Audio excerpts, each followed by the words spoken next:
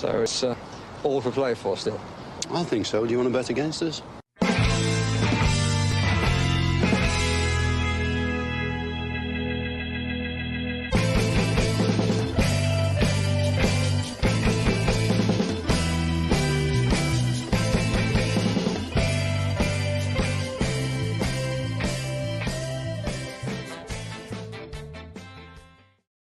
Good evening, everybody, and welcome to For the Love of Paul McGrath podcast. Back today with a team sheet tantrum for a game that I know will be close to a lot of people's hearts, because this is a game, number one, I suppose, because people have missed Aston Villa, I'm sure, if you're like me, but also it's a game there's a lot of poignancy, because it's a game that will celebrate the life and times and the talent and I suppose the wonderful left foot that was Peter Whittingham, who was taken from us far too early in tragic circumstances.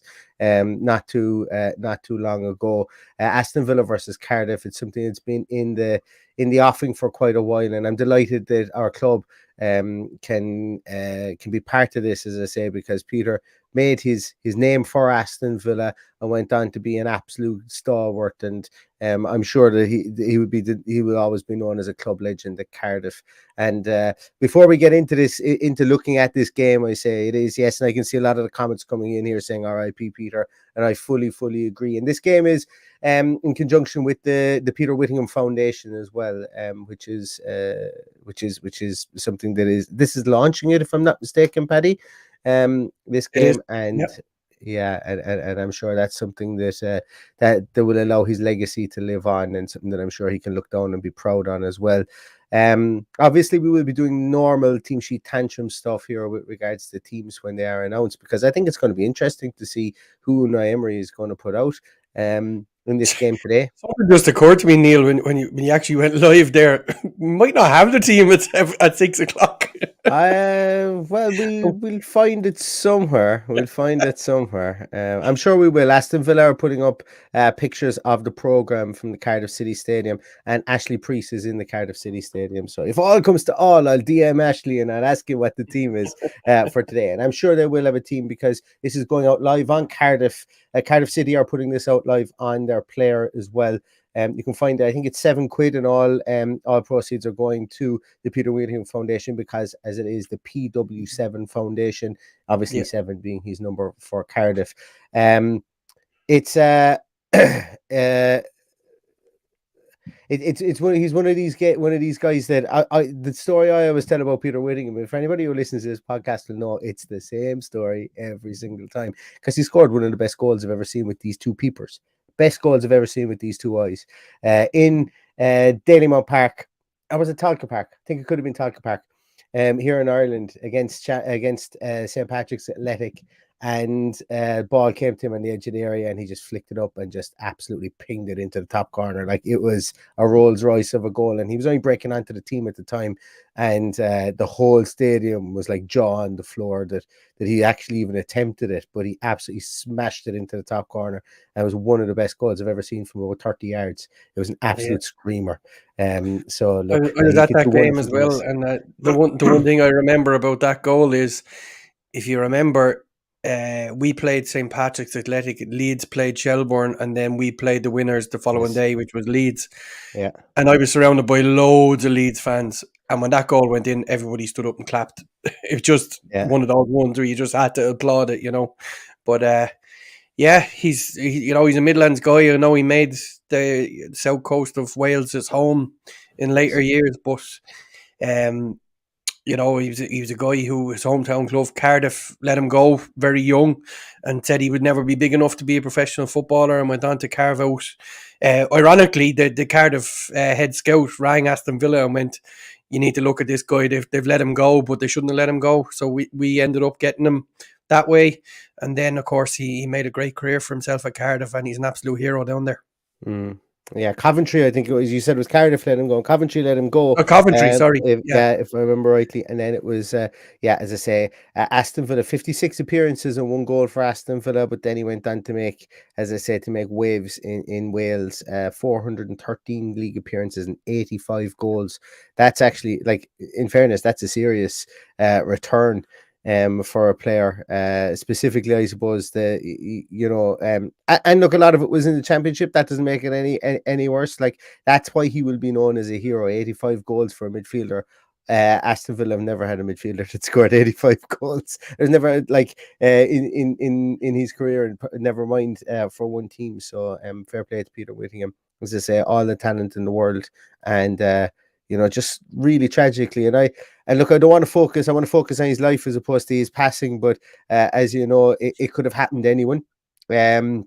It happened just at the start of COVID as well, and I remember actually discussing it with a couple of my mates, and it was just so tragic. When you hear about it, it's one of those things that it literally could have happened to anybody. And unfortunately, and for anybody that likes to have a couple of drinks with the lads and have the crack, these things are, one stumble away from something like that happening. And I remember reading the story at the time and being absolutely horrified. So, it's we won't dwell on that too much, but it was an absolutely horrible way to go for both him and his family, and then for the whole country to be in lockdown when he did actually pass away must have been horrific as well. So, yeah, our thoughts are with his family, and I'm hoping they get some kind of celebration tonight to remember him that way, as opposed to how he left us. Absolutely indeed. And you know what? I hope it's a good game of football tonight. I hope both teams go out there and just put on a spectacle of good football out there tonight, because like, it's it's a friendly, if you want to call it that way. It's a tune-up game, because obviously to keep teams ticking over during the World Cup. Villa have Chelsea, I think, in Doha, in Dubai, and they have Villarreal then when they come home. That's what's been announced so far. There have been lots of rumors going around about other games that may be announced at short notice, but I think this is one that Villa have known about, obviously, and I think Unai Emery will want to put his team through the paces. I would imagine there has been a lot of sweating being done in bodywear heat for the last couple of days since they've come back. I would imagine there has been a lot of running, a lot of intense fitness training. I'm still sure that Unai Emery will want to, I expect it to be a rotated squad tonight, but sometimes they're the funnest squads. They're the squads where you get some of the most fun play, because players go out and go, I've nothing to lose here. I'm going to try and ping one into the top corner from 20 yards, and hopefully that could happen. And look, what I think will happen here is that they've got this friendly tonight. Everybody will get minutes in the tank. They were only off for just over a week, really. Yeah. Between, you can do a lot of damage to the body in a week, Paddy. Oh, of course you can. Yeah, there'll be a lot of lead in the boots by the time they came back this week. I imagine. So they were back Saturday. They've had 3 or 4 days training into this game, and apparently behind closed doors, one at the weekend before they go out to Dubai. Yeah. And then we'd have, I don't know whether they play a behind closed doors one out there or not, but they Chelsea, finish. I think, is Chelsea not behind closed doors? No, Sunday week they play. There's fans allowed in. Oh, it is too. They were sending packages to get out to Dubai and everything. I remember that. I remember seeing those online. Yeah. And then Villarreal then a few days later. So it'll be all ramping up towards those 2 games. You would imagine for those on the periphery that are not on international duty. Obviously, we'll see those 4 guys come back into the fold. Not necessarily start, but I suppose Martinez and Cash are the shoe-ins, and then Donker maybe, and to a lesser extent Bednarak. So there's a good opportunity for a lot of people to make an impression, and that's what I'm sure he's going to do.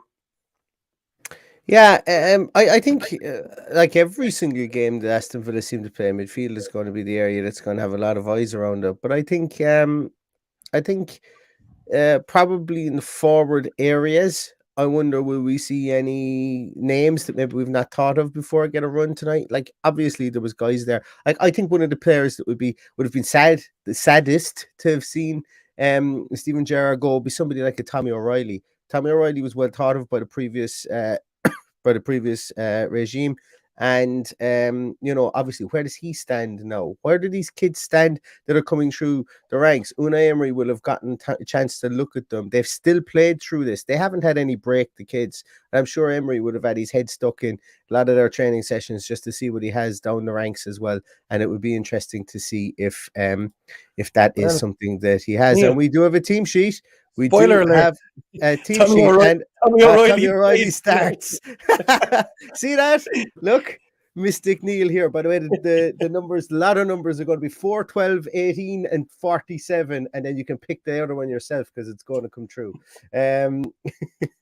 Where are we with sharing on Twitter? Excellent. Yes. So we do have an experimental team.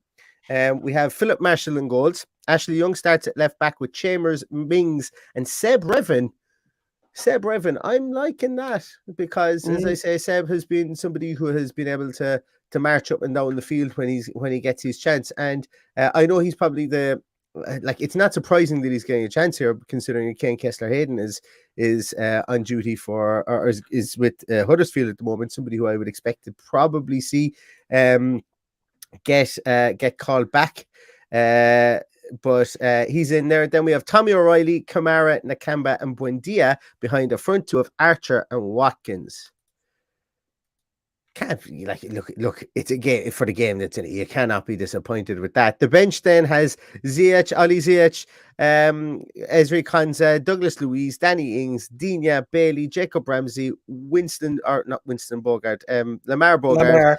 Reiki is there. Arjun Reiki, somebody as well who I think, we all know how much of a metronome he is and how good he is at spotting a pass, and he's a big guy. We have Josh Feeney, and we have Cade Young in there as well. The goal scoring hero again at the weekend, just about a week ago. I think he scored an absolute pelter from outside the box. If I have my young men correct in this situation. Does anyone know where Sanson is? This is this question I think is going to be we might as well get it tattooed at this stage as Aston Villa fans. All of us might as well get that. Can we all agree to that? Get one big joint offer on tattoos. We'll all meet up at the one parlour. We'll all get where the hell is Sanson tattooed somewhere on all of our bodies. Because look, as I say, he never seems to be around when you think he's going to be around, and then he pops up when you never think he's going to be there. So that's a good question. I don't know. I wonder, is he injured? Because Arjun Reiki is in there, and potentially Lamar Bogart is in there. Although I would say he's a centre half in this situation. But that is a great question. Where is Morgan Sanson?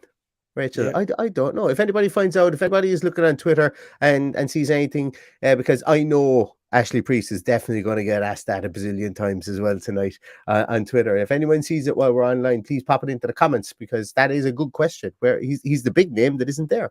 Well, that's it. He's the one probably that stood out that this kind of game was going to stand to him. So who knows if he's injured again? I've honestly no idea. We obviously haven't heard anything else from the club with regards to a press conference or anything like this. So this is just who we have available. Also, Brad Young, I thought might have been included in this squad. Yeah. So anyway, that's what we have to work with, and that's the way it is. Absolutely. Yeah. Look, Jonathan, as I say, Jonathan is obviously recognised as well that Gilbert is missing, but I think we thought that was going to be the case. We will never see Freddie Gilbert in an Aston Villa jersey again, and I think that's player's choice now at this stage as well. And I don't think that's not me having a go at him. I think he's just decided, listen, January can't come quick enough for me, and he's probably he's probably correct to feel that way, because it's not always the club that makes a decision on players. But the previous incumbent that was here previously didn't quite fancy him. Dean Smith didn't quite fancy him, and I think Freddie Gilbert said, listen, I'm not playing out 6 months here. Get me gone in January so I can have some longevity, so I can have some security in his own future as well from a monetary point of view, because he could sit around for 6 months and then maybe get a crap contract on a free transfer, because your star is only as bright as it was when it was shining brightly. His star is dimmed over the last 6 months, and I think he wants out in January, and that's cool too. Yeah. Jer could be right there. He's at Ayr. He's with Ayr United, isn't he? Okay. Well, that's why he's not in the squad then. Yeah, he's at Ayr. Yeah, and there it is. Jonathan's in there. He's at Ayr United. Exactly. Find Sanson, and you'll probably find the Holy Grail of Golden Fleece and Shergar. Yeah, he's probably so. Where are we? And Cloudy says here, Peter, you'll forever be a Villa and Cardiff legend. May you rest in peace. Amazing game for a great charity and foundation. PW7, and I would 100% agree with you there. Absolutely. Absolutely, 100% agree. Tombo Jones, this is a great point. I did think of this when I saw him there. That is a bit bad form playing for Dia when Argentina are playing at exactly the same time. I thought you might just, well, they'll probably whip him off after 20 minutes so that he can go, and or probably after half an hour. He'll get the second half. He'll get the second half on his phone in the dugout, Here, I think. I can assure you that when he could have been in that squad, he's not too interested in what's happening tonight. He's looking after his own career, and so. he'd be looking forward to the next World Cup. That's the way he's thinking right now. So, what's on his mind is getting into the plans of Unai Emery and making a good fist of things today. Absolutely, I think so too. Yeah, I think that's probably what the crack is with him as well there. Sanson is here in Taft's, lads. Taft's Bar in Galway is where the Connacht Lions meet up to watch games. Noel is holding down the fort in there tonight. Neil, I think Taft have to start paying us some sponsorship at this stage because they get mentioned in every episode. Well, look, it's nice to be nice, isn't it? It's nice to be nice. Yeah, so look, I goes, hear me. I suppose it's like there isn't really much that we can kind of murmur on about with regards to this. I'm loving the team. I'm liking the fact that there's guys like Nakamba in there.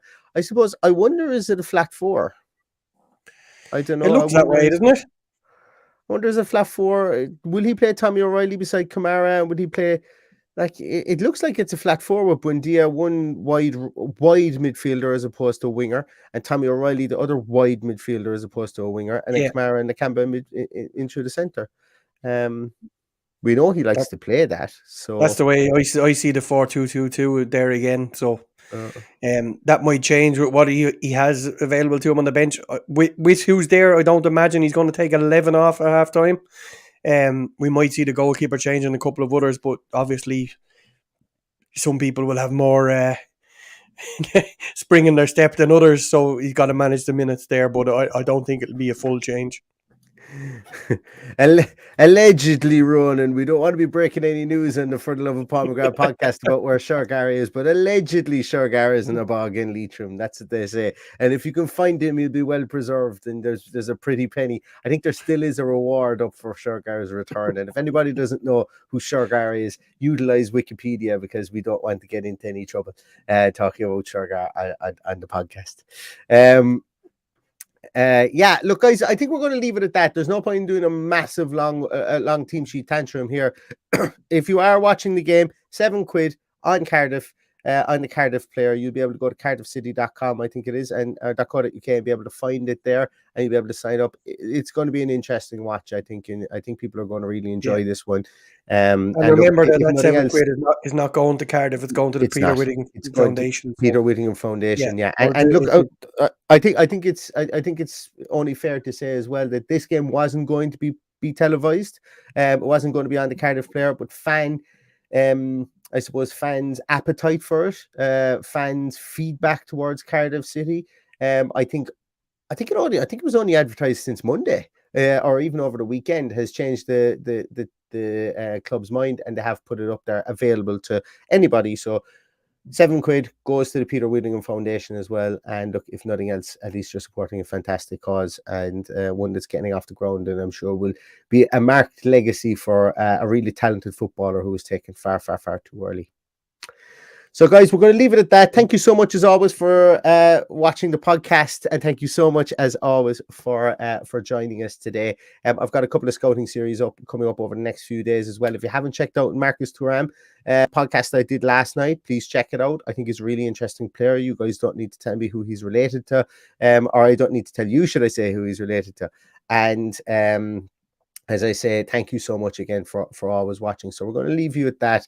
while I go quickly and get my car NCT'd before the game, and hopefully get back in time for the game. MOT'd for anybody in the UK. That's where I have to run off to now. So enjoy the game, put the feet up, and watch this for what it is. It's Aston Villa football, and as always, we want to win in this game. But as I say, the moment is bigger than the occasion, if that makes sense here for Peter Whittingham today. And I hope his family get a great rapturous applause, and they get a great sense of celebration for the man from this game today. So thanks once again, guys. We will be back. We will see you. Stay safe, stay healthy, and all that's left to say is up the Villa. Up the Villa.